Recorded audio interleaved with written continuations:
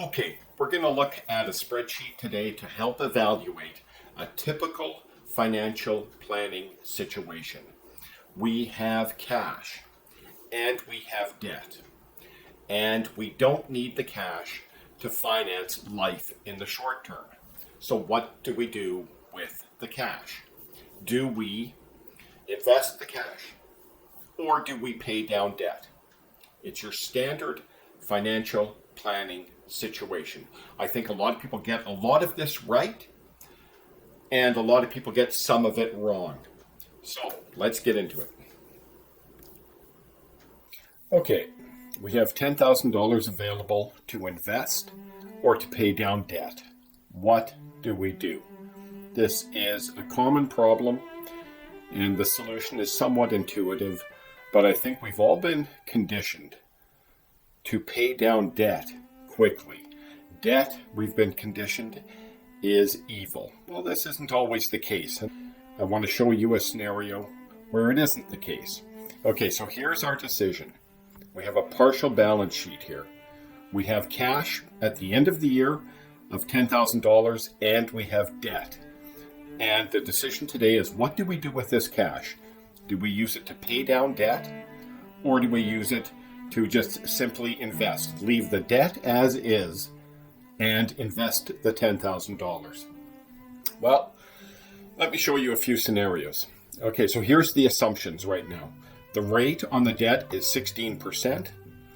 The rate of growth on the investment is 5%. And we are in a 43% marginal tax bracket. So what do we have here? We decide, scenario one, we decide to pay off the debt and use the increased cash flow to invest into an RSP. Then we take the tax refund from the contribution and invest that into a tax-free savings account. So here's what we have. So we pay down the debt, we free up $1,600 of cash flow per year. 16% of $10,000 of debt equals $1,600 that we're not paying in interest expense.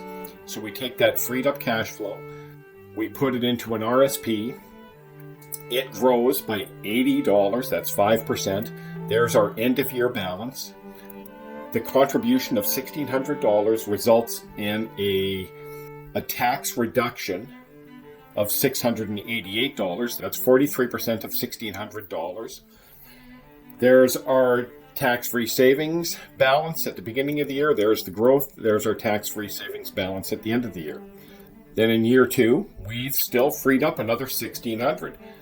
Yet again, this is $1,600 of interest we're not paying on the $10,000 of debt.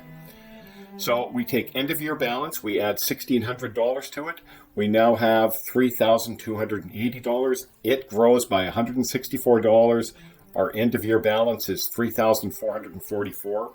We generated the same tax reduction because of the contribution.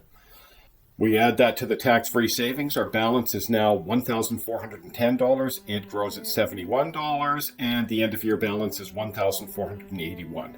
So that's scenario number one. Scenario number two is we leave the debt as is. So that's what this is. We don't get rid of this debt. We have it for all these years. We're paying $1,600 per year.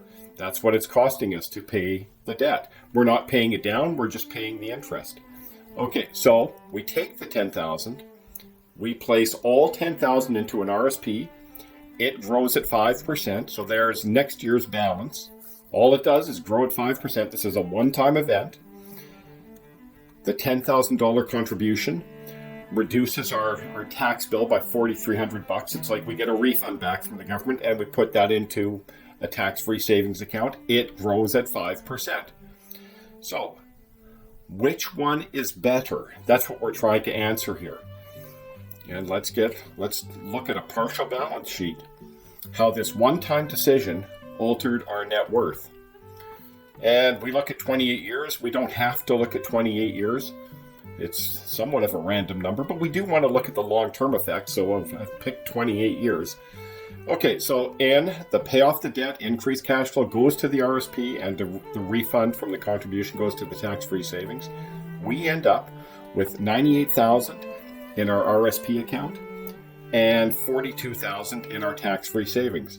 Now, it's important to note that this $98,000 still has a tax liability. Once you pull it out of the RSP or likely a RIF, you have to pay tax on it. But your marginal tax rate is going to be less because assumedly you have retired and you're not earning $100,000 anymore.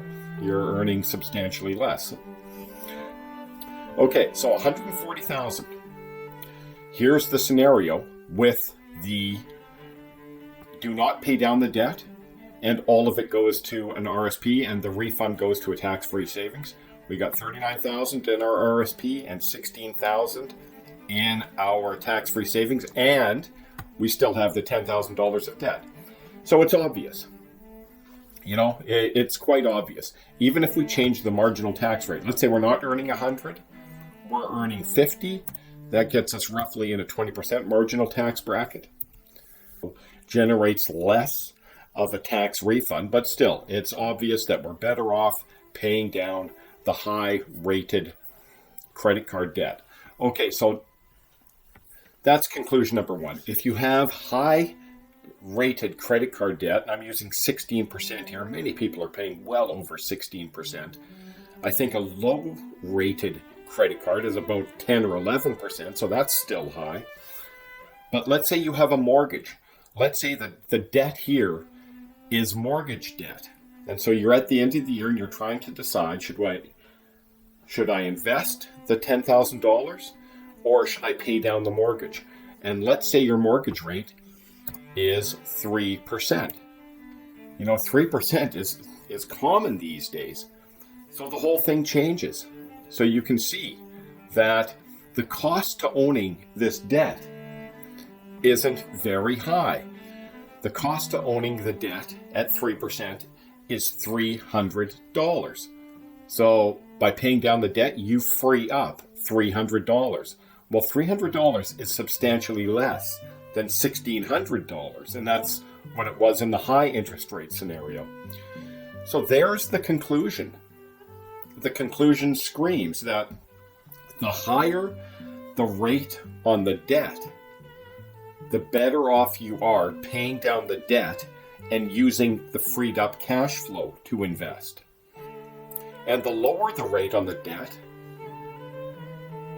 the less incentive there is to pay down that quickly. Now, why do I say this? I think we all knew that if you have credit card debt, yeah, pay it off. Everybody knows that. But I think too many people think that low-rated debt is evil too. We've got to pay that off quickly. No, that's not the case. If you have a mortgage and you're around 2 to 4%, you are likely better off not paying down the debt and taking that $10,000 in this example and investing it and leaving the debt as is. Just pay it down normally. Don't speed up its payment. Now that's at 43%. Let's take a look at 20% marginal tax rate. It's still better. Your net worth is still better by not paying down the debt quicker than you need to and investing what you don't pay down on the debt. Okay, so now, seniors. Let's say they can't contribute to an RSP anymore, and their tax-free savings account is full, and all they have is a non-registered account. In this case, you don't really have a choice. You have to pay down the debt. And if you don't mind the debt and you want to invest, you would still pay down the debt, get that taken care of. Then, if you want debt, you would borrow to invest. And the reason you would do this is that if you borrow to invest, the interest cost is tax deductible. Now, there's no way you can sell it to the tax man by saying, hey, look, I didn't pay off my Visa bill, and I placed the $10,000 into a non-registered account. There is no way they're going to say, well, okay, you did borrow to invest. For all intents and purposes, you did borrow to invest. You didn't pay off the debt, and you invested the money. That is like paying off the debt and borrowing $10,000 to invest. But you would have to go through that machinations to have the interest expense tax deductible. I think that made sense. Not sure it did, but I'm going to go with it. So, the bottom line conclusion is the greater the interest on the debt, the more incentive there is to pay down the debt quicker. And that goes for mortgages as well. If mortgage rates aren't 3%, but are 10%, then you have much more incentive to pay down that debt quicker. So I hope that helps. You can get access to this spreadsheet at beofa.com in the tools page, and onward and upward.